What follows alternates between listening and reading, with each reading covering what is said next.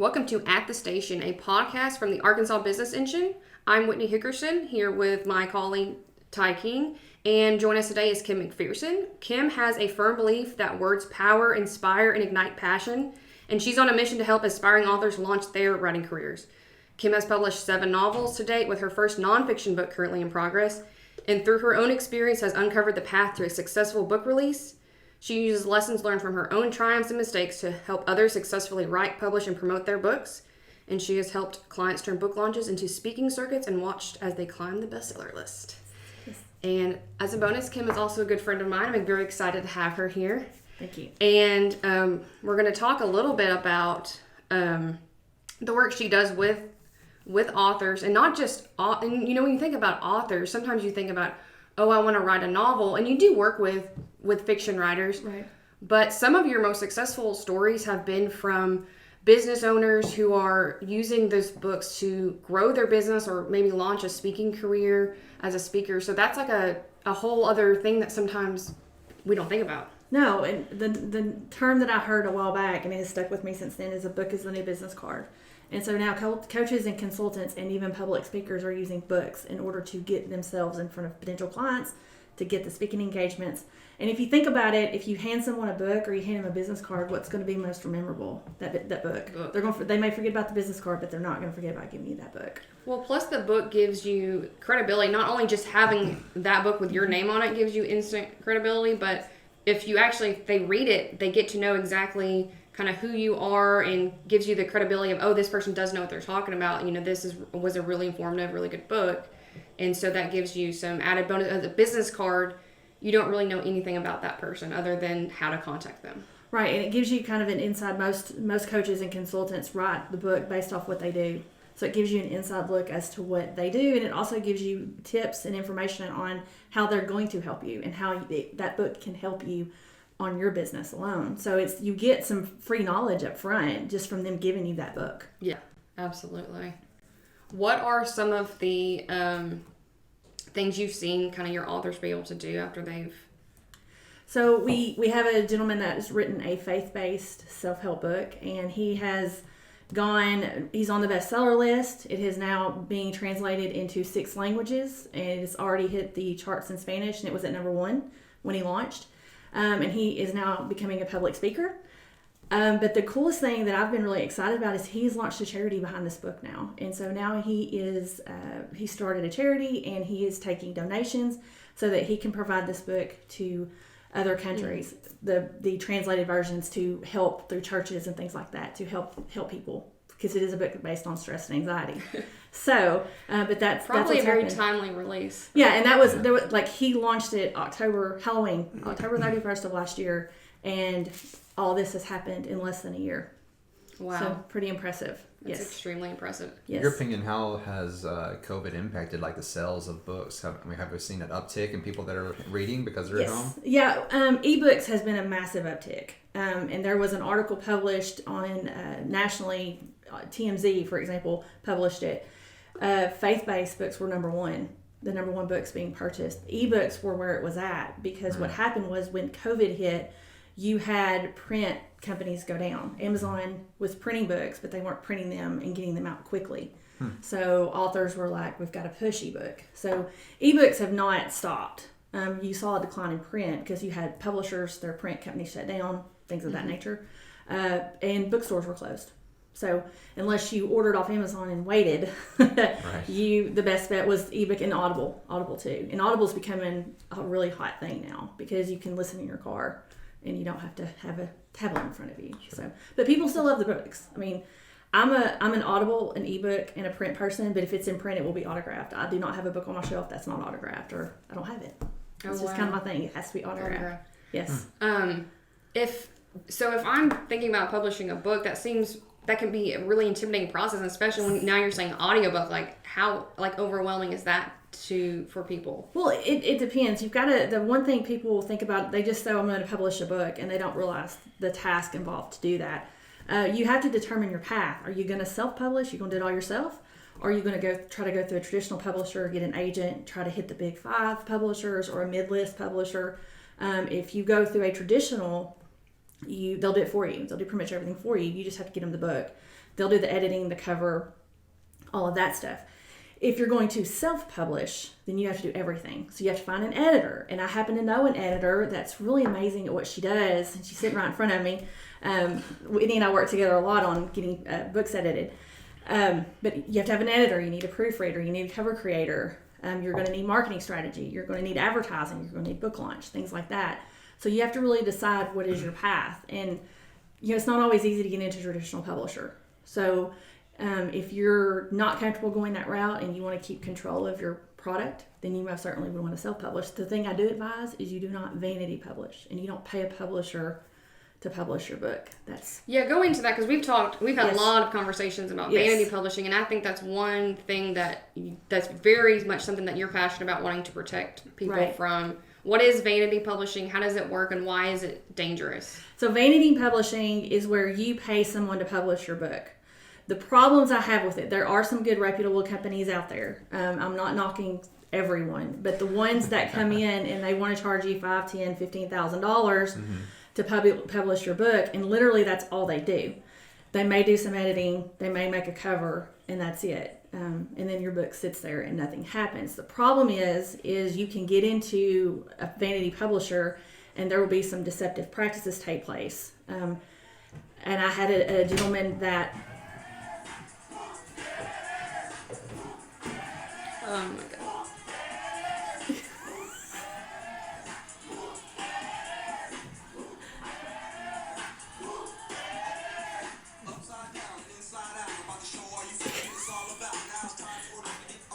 And You're not- now you're stuck. Yeah, now you're stuck. Put yourself in your own trap. For those of you who are not watching on video,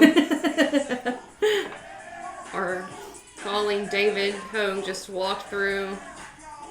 Hooping Hooping and there and it is. hollering. Yes, Yep. yeah. There it is. Okay, and there it is. And there it went. All right.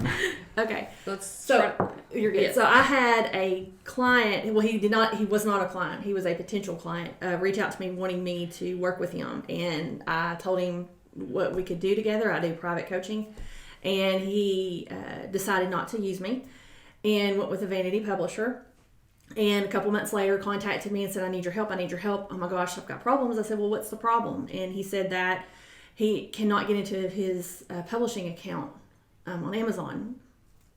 Okay, I knew, it kind of started in the back of my head. I'm like, okay, what did you do?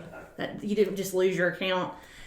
And it took me a little bit for him to kind of admit that what he had done, he'd gone through a vanity publisher, and apparently him or the publisher, he would not fess up either way. There are some rules you must follow inside Amazon, and they violated the terms of service with Amazon and were doing some deceptive practices on their own and got himself kicked off. The sad part is he had 1,000 books sitting in his house that he's got to try to sell, and he doesn't have a platform to sell them on. Amazon's not going to let you back on. No, if you blacklist on Amazon, you're done. A year ago, last summer, they took, I know 5 authors in the romance industry alone were doing some things that they shouldn't have been doing, and they kicked them off, and they'll never get it back. And they even, one tried to go through a traditional publisher and let them publish the books because they were that successful, and wouldn't let it happen. Amazon stopped it. So how do you get yourself blacklisted? So there's a program on Amazon called Kindle Unlimited, and for the author side, it's called Kindle Direct Publishing. It's called Kindle Select, KDP Select. And what it is you enroll your book in the program. It is an exclusivity program with Amazon. You are not allowed to publish the ebook anywhere else. It's strictly the ebook. So you can only put it there. The benefit is it's supposed to give you more visibility on Amazon. You're seeing more. And readers, the Kindle Unlimited side, pay a $9.99 subscription, and they can get this library. All the books they want, you can download 10 at a time, but you can swap them out as much as you want. They pay you by the page read. That's kind of the downside. They pay you, like right now, it's 0.6 of a cent per page read. So you really need volume in order to make something with that work. The upside is if you hit the Hot 100 of KU overall genres, you're paid a bonus. The first top 10 get $25,000 a month for every month that they're in KU and they're in the top 10. So there's the benefit. So the rules to break in order to get kicked out of Amazon are one's called book stuffing. So you'll have an author publish a book and then they'll stick another book on the back end to bump their page reads. So you'll read through more. and they need those more page reads to bump them up the list. The problem with that is when you set that book up, number one, it's a sign and identification number, and all the information you've provided to publish that book was one book, not this other one. So there's a little bit of a legality issue you could have with ISBNs and things of that nature, which is the international standard, the book number, the international standards book number. So that's one rule. The other rule is it's called click farming, and there are companies out there that will line a wall with tablets, and they'll have a little girl, and I've got a picture of it, and there's Kindles all the way across this wall, and I mean there's probably 100 or 200 of them, and she swipes, and you pay them, and they'll swipe to build your page reads. Oh, wow. So that's a big no-no. Amazon has filed lawsuit against 3 of the companies that have done that in the past. I don't know the current status of those. Sure. But those are the number one and number 2 things that will get you done if you're in that program, because you're trying to cheat the system to get the bonus. So, yeah. So anyway, so apparently they did one of those 2 things. I don't know. It had to have been because he did let it slip that they were in Kindle Unlimited. So I knew then immediately. But anyway, he's out $7,500 and has 1,000 books sitting in his no good at all. house, and there's nothing I can do about it. What's interesting to me is like, so you have art, which is supposed to be unbound, just completely flowing of your thoughts of the world, your feelings, your emotions, and everything, and setting that inside the bounds of like these legal guidelines that you have to follow, and so it's such a strange world to combine those two, and like you got to play nice together, okay? Right. Well, and it's getting to be Amazon really kind of paved the way for self-publishing. For authors, anybody can do it. They've made it something where anybody can do now. But the problem is, it seems like as time goes on, they're getting more restrictive on the rules. And so, I've seen several things just in the last couple of weeks. There's a list now of things that cannot be on your book cover. I haven't seen the list yet. It's coming. I knew some things. So no more Fabio with his flowing locks. Well, so here's an example. I had a cover one time. I write romance novels, and I had a cover one time, and it was a couple in an embrace, and they were kind of hugging, but they booted it and said, no, you can't use that cover because to them it indicated something else, and it was a hug, but they said it looked too scandalous. So, but a lot of authors are going what they're called broad now, wide distribution. They're going outside of Amazon or going on platforms where they aren't restricted. Right. Especially romance. Romance, we seem to get more restrictions than anybody, but it's the content. Huh. So there are platforms out there specifically, so your cover, it doesn't matter what's on your cover, doesn't matter what you put in the book. Sure. They're not going to, Amazon will actually ban certain content as well if it's risque. So there have been a few authors, especially in romance, that cannot even publish on Amazon because of their content. That's interesting. Yes. I had no idea. Yeah, they're cracking down on things. I'm not really sure. I have theories on what they're up to, but I don't really know for sure. But they're getting more restrictive as time goes on. So are those authors that aren't publishing on Amazon, are they still able to get their books into, say, Books A Million or Barnes & Noble, those types of stores? No, most of these are self-published. So they would, the biggest problem they face now, they can get their ebook out elsewhere on other platforms, iBooks, Barnes & Noble, ebook, Kobo, there's another one, I just forgot it. Anyways, but the print's the problem. So they have to find ways to do it. There is a company called Ingram Spark that can publish print through Ingram Spark and sell it through Ingram Spark that way. And sometimes they just lose their some of them can still run print through Amazon through an FSA, a third party, unless they catch it. So if they catch it, different story. Right. So yeah, but they're getting they got an author the other day, a big author who has a relationship with Amazon. They've worked together on things. They got him for buying books just to bump him in the ratings. He wanted to get in the top 10. He was at number 13. They pulled his book out of the ranking. I've heard of people doing that for like the New York Times list. Yes. If you it's usually like a politician or like a celebrity or something may buy or like a pastor or something will publish a book, and then their church or their organization or whatever buys like thousands of copies. And so then they hit the New York Times bestseller list, and then they'll distribute, if it's like a pastor, they'll distribute it to like their, church members or, their political supporters or whoever, and they'll distribute it that way or whatever, but they've bought them and use it to bump themselves up. Right. And it's not, it used to be that's the way to do it. It's gotten to where New York Times and USA Today, it's not just sales anymore. So they're looking at other things. They're actually looking at your social media following and things like that. That's interesting too. Yes. I did see where like they were like doing asterisks now, and if you have like the asterisk or something, it was like because like they were bought in quantities of like 100 or more or something, so that they can kind of flag like this person kind of may have fudged the system. Right.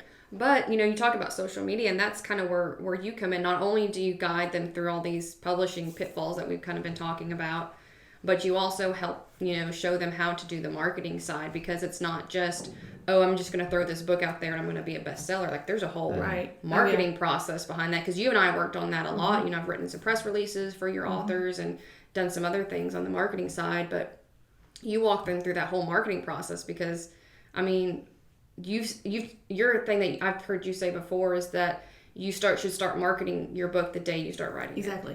Well, because you have to think about this. Number one, are you going to create a pen name? If you're going to create a pen name for your author, nobody's ever heard of you then. And you have to immediately start your social media following. If you're going to use your personal name, then you've got some following most likely, unless you don't have a social media account. But you have to build that up. You know what I'm saying? So like, for example, like if you have 10 followers on Instagram and Facebook, nobody's going to see it. I mean, you can run ads, but still, unless you're putting in tons and tons of money in the ads, you've got to get that visibility out there. That's why influencers on Instagram, they can sell a product like that, or they can put a book out there and it goes like hotcakes because of the following that they have, and people want what they have to sell, Yeah. So I immediately had a thought when you said pen name. So Yes. you said when you have a pen name, nobody's ever heard of you. Right. Okay, so what are the legalities of like saying you take some author's name that is known and like you make some variant, like you're Stephen King with a V instead of a PH? People do that. So people actually do that. There is there's a little bit of romance in it, but it's more of a comedy book. And she releases once a year in November, Janet Ivanovich. And she's the one, I don't know if you've heard of her, the One for the Money, that movie with Katherine Heigl. Sure. So she's still doing that series. I think she's at 27, 28, 29, somewhere in there. So there is a Stephanie Ivanovich that does romantic comedy. Completely, hers is more just comedy, Janet Ivanovich. So you'll see that a lot. They'll have variations on names. There's really not much you can do about it. It's going to happen to some people. What I think is interesting, I've seen... I used to work in a bookstore. I'm a huge book nerd, so I'm like, when we became friends, I was like, ooh, yes. I worked at Hastings through college. Oh, I worked at, I can't even think of the name of it now, but the movie gallery. Oh, so yeah. you were working books, I was working the movie. There you go. Yeah. Awesome. Yeah. So there's authors who will do different pen names for different genres if they want to branch out. And I think is it J.R. Robin, Nora Roberts? Are they the same person? I can't remember exactly. But there's like... Nora Roberts has one, and I can't remember if that's it or not, but yeah. But she's got one, like Nora Roberts writes romance, and it's a pen name. Right. But she also uses a different pen name for, like, I think it's a mystery series or something. A lot of times if they write outside of their genre, or like their basic genre, their kind of homegrown genre, they'll go to... Because if you build a font, I mean, we talk about that all the time, like, you've got to speak to your target market. Right. And if your target market really loves romance, and all of a sudden you're doing... mystery stuff, they're like, well, that's not what I'm... something else, Like, that's not what I'm here for. I'm here for romance. I'm not here for mystery and suspense. Exactly. And vice versa. If you're really into the suspense and someone starts throwing romance at you, you might be like, oh, I'm not that into that. So they start a whole new pen name. Yes. Anne Rice has done it. Stephen King's done it. Yeah, I was going to say Stephen King's done it, They change their pen names just based off what their genre. It's usually based off genre. That's just like, I have a pen name for romance, but I'm going to write my self-help's going to be under my real name. Most authors who write self-help do it under their real name. Yeah, sure. Because it's your personal brand. Exactly, and odds are, I mean, you're going to speak under that name. That's what your speaking platform's going to fall under. So that's why it's more better in that business self-help kind of realm that you do it under your real name. So you're big about keeping up with the public, let's say. So you like you're a people person. Yes. It seems like okay. So you've got your own podcast, you've got your communication platforms online, and so you're also an author. So how important do you think that is to keeping that connection? It used to, you bought a book from somebody, that's all you knew about them. Right. But now we have social media, we've got YouTube, we've got so many different platforms that you can get on there and speak and keep in contact with people. So how important is that? Oh, it's extremely important. Like, I mean, you're not going to get seen if you don't have social media. It's all about visibility these days, and you're competing with the book market is growing leaps and bounds. So you're not competing with just authors in your genre. You're competing with every author in any genre and over social media, and it's thousands of authors and millions of books. So you have to stand out above that crowd, and that's the whole building your social media platform. Like, you're not, I'll be perfectly honest with you, if you think you're going to hit a bestseller list, you're not doing it without social media, and you better have a lot of followers and a lot of likes and a lot of people interested in what you do, and you have to be, you can't just pop it up there and hope for the best. Like, you have to work it, you have to engage it, you have to be present, and so we have to do things we don't like doing. Video, for example, is something I hate doing, but I have to do it. Unfortunately, it's something I hate, but I will do it. And it's nothing against video. It's all my own self-esteem. But still, if you don't do that, you're not seen, and that's not going to get you out there. But you can't do it without it unless you can pay national advertising on television.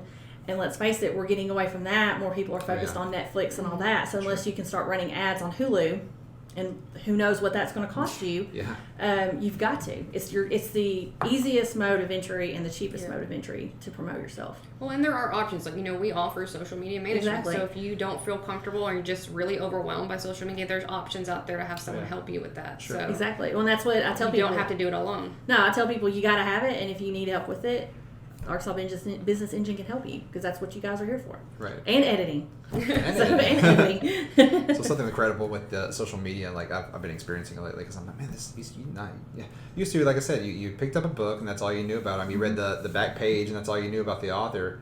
But now, like, they're very connected to the people. But I've been able to have, like, especially since COVID hit, and nobody's been able to go out and do PR things, Right. And so a lot of authors have been going online and, like, taking real questions from people to read and, like, answering them live. And so I've got, like, screenshots where, like, some of my favorite authors have answered my questions directly. I'm like, I saw that you were awesome. I saw that you posted that the other day. Control the video And game. I follow some of my favorite authors on Twitter. There's one of my authors that does, like, Twitch live streams and stuff, and you see, social media allows you to see, and these are like, a lot of these are fiction authors, but there's also some self-help type authors that I follow as well, and you really get to see the person behind the book, especially in fiction. You're not necessarily, if I read a self-help book that's written first person from the author, I'm going to get to know them a little bit through that, right. And they're going to tell some of their stories probably in that book. But if I'm reading a fiction novel,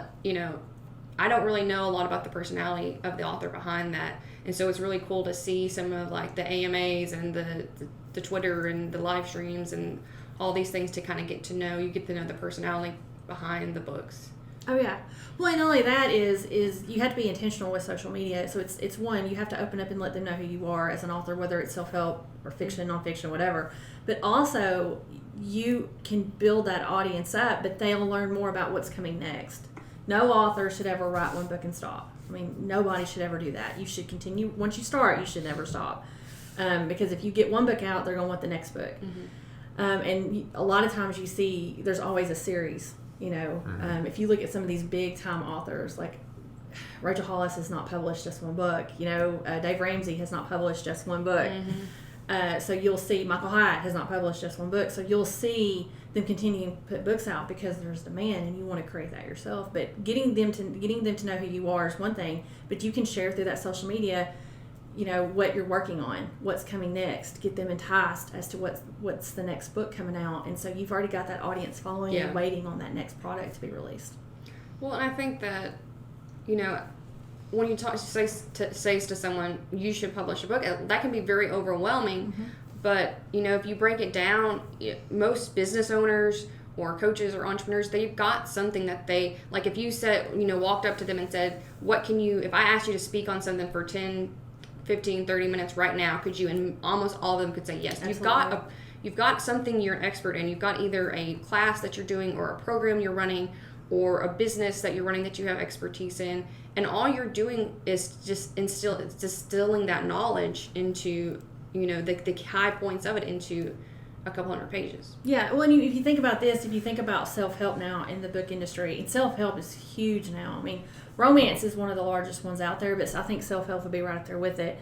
Because here's the thing, we educate ourselves now through this. Like, it's not just about, like, formal education will always be there, But a lot of people are going outside of formal education to learn things. Right. And a book is a very affordable entryway to learn something, whether it's professional or personal development. $20 or less, you're going to learn something.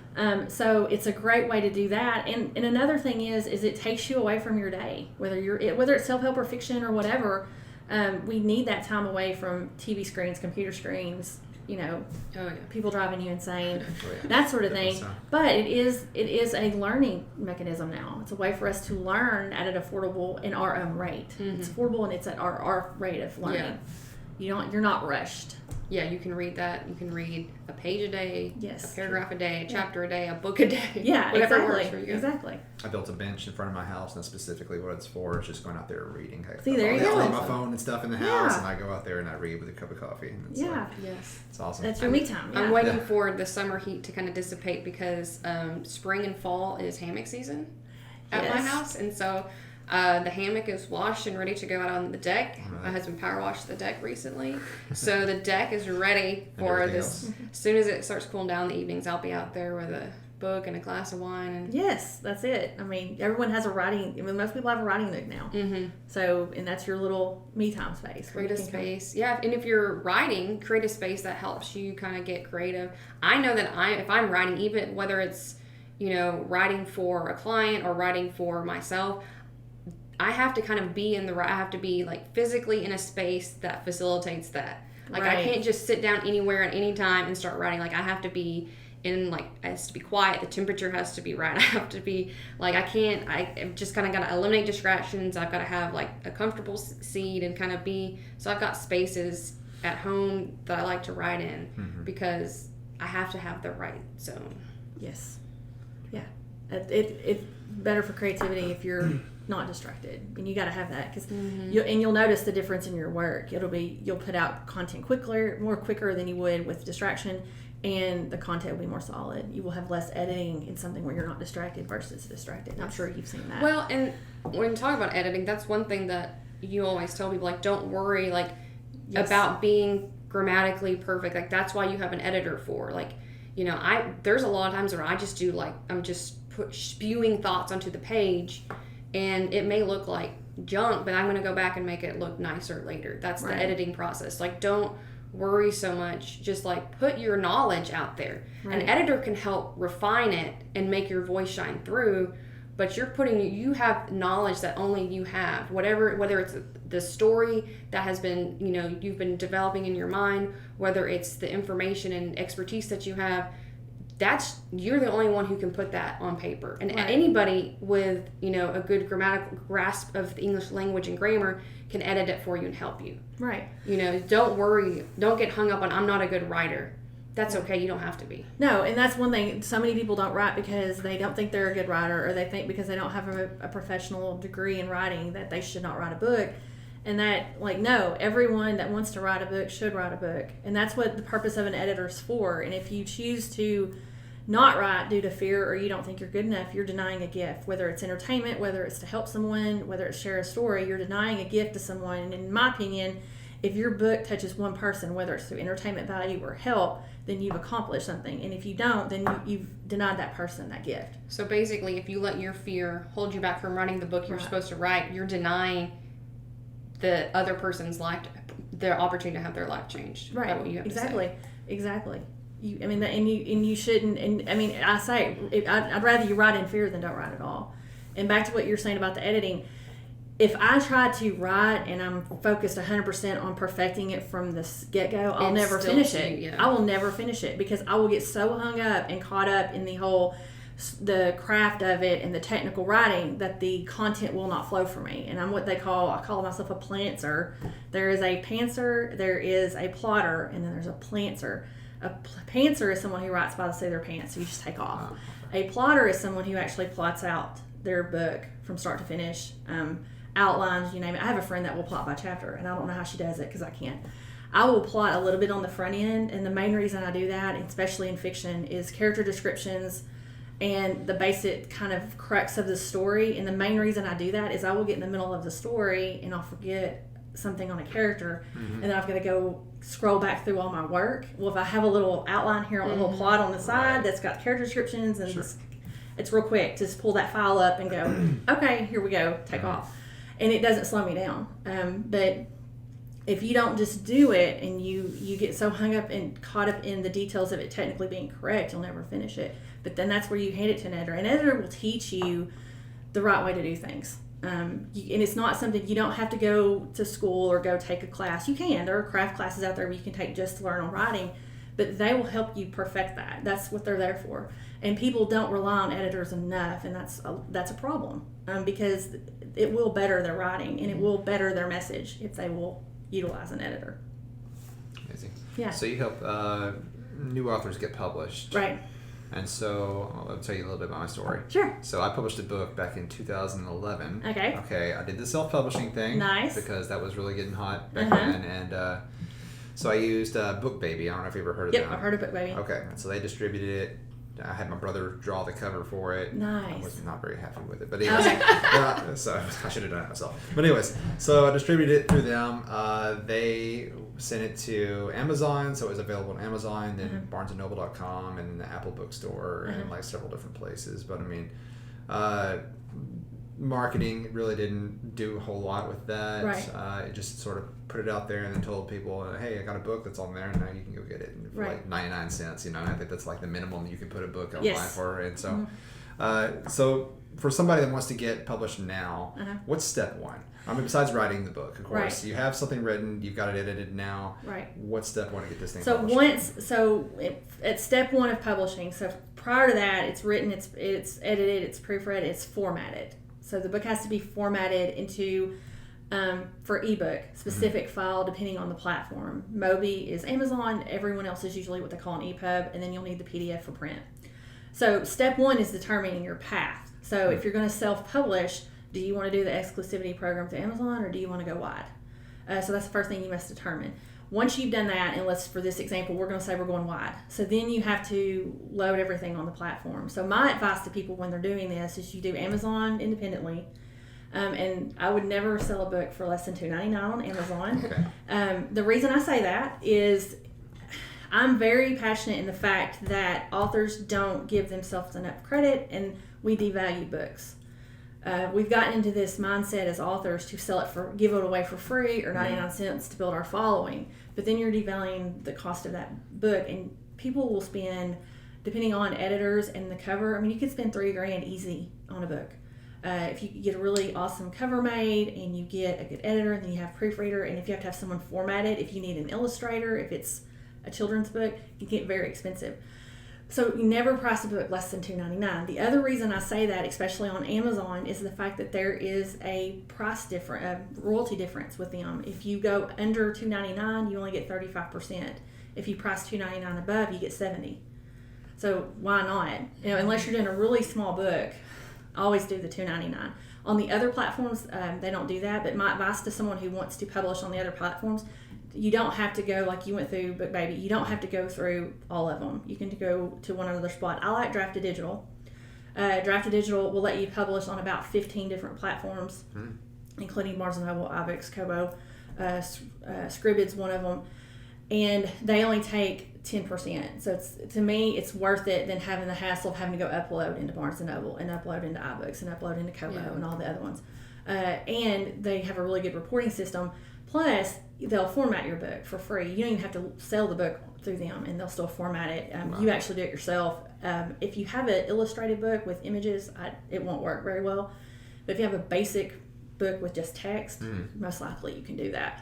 But that's how I do it. And a lot of the other platforms, the royalties are better too. And off the top of my head, I can't tell you. But for print, I would either push it through Amazon's print on demand, or I'd use Ingram's Spark and go that way. I do like Amazon's print on demand though. It's just when they're shipping on time, if you have Prime, you can get the book in 2 days. So that's what people like. But Prime is not being, they're struggling right now with that because it took 2 weeks for me to get a Prime item in the other day. It wasn't a book, but yeah. So they're having some issues, obviously. But I know if you order author copies through Amazon, it's 2 or 3 weeks right now.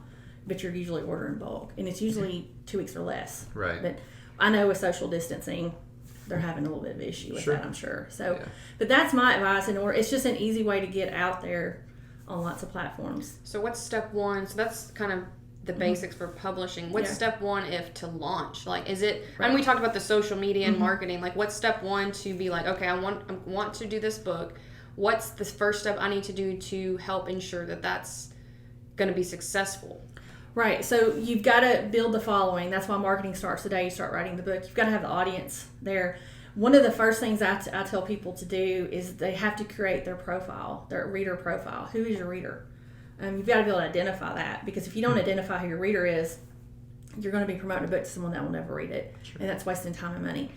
So you want to identify who your reader is, and then you start marketing the book toward like letting them know what you're doing. Start coming soon. Then when pre-sale comes, for launch is when the book is fully live on the platforms, and that is something we're used to. You would schedule a bunch of book signings, number one. And even if you're self-published, you can do that. Most coffee shops, a lot of independent bookstores will welcome that. And you can get that set up and scheduled. If, for example, children's books, you can read to the schools and get your books sold that way. The kicker now is we have COVID, so we're not allowed to do it that way. In some places, you can do book signings. But also you do a virtual launch. So there's the in-person, which is the signing, the virtual launch. So you'll do a big virtual campaign. You'll need social media. You'll need ads. You'll do a live little event. You can do a live Facebook. You can do a Zoom, whichever way you want to do it. You can read excerpts from the book. You'll do giveaways, things like that.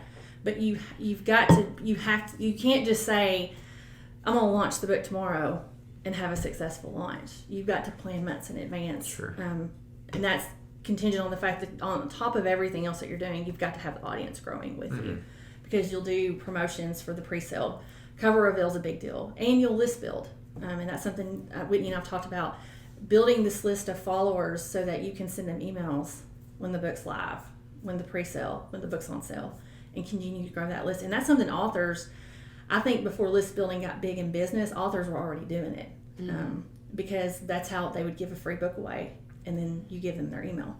That's kind of been something they've done, that the sales funnels for years. That's something they started a long time ago. So yeah, there's a lot to it. There's a lot. Yeah, if you want to be successful, I mean, anybody can write a book and publish it, but if you want to sell it and get visibility and get traction with it, you've got to have a strategy. You've got to have a good plan in place. Well, and that's why you started Bestseller Bound, is because you went through this process as an author. Oh yeah. And was like, and you were like, oh my gosh, this is a lot. And then everyone, like, because we run in some of the same circles, and everyone, especially in business circles, and everyone would start asking, like, how do I write a book? What do I do? I don't know. And everyone was like, Kim, ask Kim. She knows. The book lady. And then it was the book lady. And so it just kind of, like, because when we met, you were doing you had a whole different business. Right. And it was something that you enjoyed, but it wasn't kind of your passion. I mean, you still run that business, but it wasn't your passion project like the writing is and author. And I think a lot of that, in my other business, luckily my brother is on board now, so he's handling that for me. But with this business, I think it was the fact that I went through when I first started, I had no clue. I really had no clue. And made every mistake. Like, if there was a mistake to be made, I did it. Like, seriously. And I would say to friends of mine, I'm like, why is there not a playbook for this? Like, I just don't understand that. And you would go research stuff, and you would get bits and pieces, but nobody had a playbook. And nobody talks about the business side. Like, we tend to not realize that this is a business. If you want to sell something, it's a business. And I think that's, because like Ty was just talking, it's the art of the words. Right. And, you get sucked into that. And a lot of times authors, especially more of the fiction authors, get into that. And it is art. Yes. Writing is art. And that's what I tell people. Like, I'm not a visual artist. My art is my writing. Yes. But it's just that, you can't just, if you want to be a successful author, you can't just focus on the art of writing. You have to focus on the business. No, and I would love to be able to just write and not have to do anything. I mean, that would be the greatest thing in the world. But writing is not going to guarantee anything, and it's sure not going to generate book sales or anything like that. So you have to, and that's what authors tend to forget about, is that the author is a brand. It's a business, and the book's that product. That's your widget you're creating. And you have to treat it. It's no different than if if you own Coca-Cola or if you own Amazon or anything like that. You have to promote, and you have to have strategies in place so that you can be successful. And that's what we tend to get away from. We think we put a book out there and magic's going to happen. And I wish it would. I would love for magic to happen, especially for authors, but it's not that simple anymore. And there's just too much. Books are becoming the it thing, and we have to stand out amongst that crowd now and not be the needle in the haystack, because that's what a lot of people end up being. Yes, absolutely. Right. Yes. Well, like you said, it is business, and several things that you said there were like, that's common mistakes that most new businesses make too. Like you said, don't do anything less than $2.99 for your book, because anything less sort of devalues the what it is that you're doing. So obviously books aren't going anywhere. People still read them, and so there's still a need for those, and so don't devalue that. And so same thing with any kind of business that opens up. They'll be like, well, I'm gonna start out, my rates are going to be really low below everybody else, because that'll give me a competitive edge. But I mean, it really looks like you don't really know what you're doing. You're just trying to charge anybody $1 just to do whatever. Yes, So. exactly. We've had many discussions about that. Like, don't be the low cost option. Yeah. Right. Yeah. Well, it's from the value proposition instead of the value and the volume. And I wish I live in that mindset of I've got to be affordable. But the target, if you look at your target audience, are they looking at low cost or are they looking at value? And odds are they're looking at value. Yeah. But let's face it, most people can afford $20 or less. And most print books are $20 or less. Sure. Most ebooks are $9.99 or less. So I mean, I can get 2 or 3 books for less than with the Starbucks iced coffee or whatever, and people buy those every day. And I read a couple books a month or listen to a couple books a month. So it's not you. That's another reason why I don't understand the whole devaluing thing. Why people want to lower their prices when you're in a low cost advantage already because you're under $20. Yeah. So there's no reason for you not to charge, because I know for a fact these big authors, some of them charge $7.99 or $9.99 for an ebook, and they sell like hotcakes. Just because you don't have that name does not mean that your product's worth any less than theirs. And it costs you money. I mean, at $2.99, if you spent $2,000 to get your book created, and that didn't count your time, how many books are you gonna have to sell to make that up? Right. You have to think about that. And that's another thing. We had a session the other day, and I was going through the accounting side of an author. And people, they were like, we hadn't even thought about it. Like, you have to, like, you've got to treat it. We forget to treat it like a business. Right. And I think that's one of the mistakes authors make. That's why they aren't successful, or they release to crickets. Sure. Because they don't identify the business side of things. Right. Yeah, absolutely. That's important. I know we're kind of long. I want to get into the. So you listen to Audible a lot. Oh yes. So do you recommend the audiobooks for somebody that's going to be a newly published author, or even like existing published author? Right. Maybe they want to dip their toe into audiobooks. Right. And so where do they start with that? Do they need to hire like a voice actor to record their stuff? Because I mean, if you just sit in front of a microphone, you're like, I can do that. You know what I mean? And then you're like, stage fright, and everything sounds weird. You're like, I don't know how to edit this. And so it's the same thing when you have a book editor. Now you need somebody to edit your digital files for you. Exactly. So with that, first of all, if you're self-publishing, I would never advise you to start as an Audible unless if you've got the following or you have a very successful podcast, then absolutely, because you've got the audience that want it. Most new authors that self-publish, if they don't have the audience, or they have the audience but we're not sure kind of where they're going to fall, we would let them publish for a couple months, maybe 90 days, 6 months, and see how the book performs, and then do an Audible. For an Audible audiobook, you need a producer, and you need potentially a voice actor. If you're doing a self-help book or a memoir, I always advise the author they're going to have to do that. If you're uncomfortable with that, then you hire a speaking coach. A voice coach to help you prepare for that. If you're doing fiction, I advise you to hire a voice actor. If the rule on that is point of view.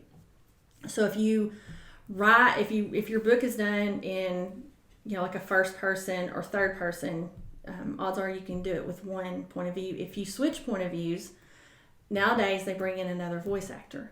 But if you write from first person fiction, their point of view, if there is a different voice in there, so you'll have the friend or whatever, that person has to have the ability to modify their voice. And a good example of that is Janet Ivanich's books. Lorelei King is her narrator, and She is excellent at this. Like you can't tell it's her sometimes because she's doing male voices, different female voices. So you've got to have someone that has the ability to do that. So again, that's another thing where you don't skimp on the voice actor. Yeah. And you can get samples or go out there and through the ACX program, which is Audible through Amazon, they can get you in. They'll have voice actors, narrators, and producers that they can put you together with. But it is expensive. Now there are some ways to negate the cost. Mm-hmm. You can offer a royalty split with them, where maybe it's a little money up front and you split it on the back, but they have to agree to that. And if you don't have the following and can't show the sales through ebook or print, it's going to be a tough kind of battle. But you're looking at $2,000 minimum to have that done, unless you can find someone that's new trying to break out, but they've got to have the voice. That's the kicker. Like, I will never do voiceover. I'll do my self-help book, but that's it. Right. But I will have a voice coach for that because I've got the southern accent. It's going to have to be toned down a little bit, but anyways, yeah, it's not hard to do. Like, you can load it. The system Amazon uses ACX. It's not hard to load it out there. You do have to bust out the chapters and stuff like that, but if you can edit, you can. But most times your producer will do it for you. Oh, wow. So they're trying to make it as simple as uploading an ebook. Sure. That kind of thing. Okay. So and then there are other options to get it on the other platforms. Starting out, I would really just stick with Amazon and Audible. You've got everything sitting right there in front of you. So it's kind of, I would definitely, if you not ever done this, definitely start there and then go from there. Awesome. Somebody I always look at when we're talking about like audiobooks and how it's done is Night Vale. I don't know if you've ever heard them. So they're pretty popular, but they release their books on, instead of Audible, they do just on podcasts, a regular podcast. And so it'll be I've heard released people doing that. in chapters. And I think phenomenal voice actors. But it's like people that were local, that they did what you said, they gave them a split. Instead of paying them right off the bat because they didn't have the funds for that, it's bring them in, you agree to, you make this certain percentage off of the company, whatever we make for this. Right. But while they're doing the podcast, they're also publishing a slightly different twist on the story as a published book too, and releasing those. And so, you don't have to necessarily have, Scarlett Johansson just read, was it Alice in Wonderland, I think it was, that they hired for. You don't have to have that high of a caliber of voice actor. So you can hire somebody that's local, maybe somebody that's... I think they'll be surprised if you start looking around the local talent that's available. Well, if you go through a local college, the drama department and the creative, the drama and the art and creative side, there'll be actors. Odds are they can voice act, they can do narration and things for you. And odds are there's someone over there in the college that can be the producer, and you'd have a better chance of royalty split with them, or getting kind of the price reduced. Yeah, definitely. So definitely, if you're close to a college, definitely look out to their drama department and their art department, and there's not only that, they'll have people there that can help you do a cover if you are struggling to get that done. They're usually eager to build their portfolio. Yes, so exactly. They're happy to when some of it they'll intern. It'll be an intern type thing where it's minimal pay or no pay. Because they want that recognition on their portfolio. Sure. For sure. Because a lot of times the teachers will make them do it as an internship kind of project, and they don't pay you, so you don't have to pay them. So it can save you some money, and it gives them what they need to finish school. Absolutely. Well, I really appreciate you coming in. Yes, we're going to, when we post this, we're going to tell everybody where to find you and Bestseller Bound on all the social platforms and your website and everything. So yes, and then you're coming on mine. Yes, and then you will be able to find me on her podcast. Yes. All right. Well, I appreciate you. Yeah. Thank y'all for having me. Oh yeah, thank you. Yeah.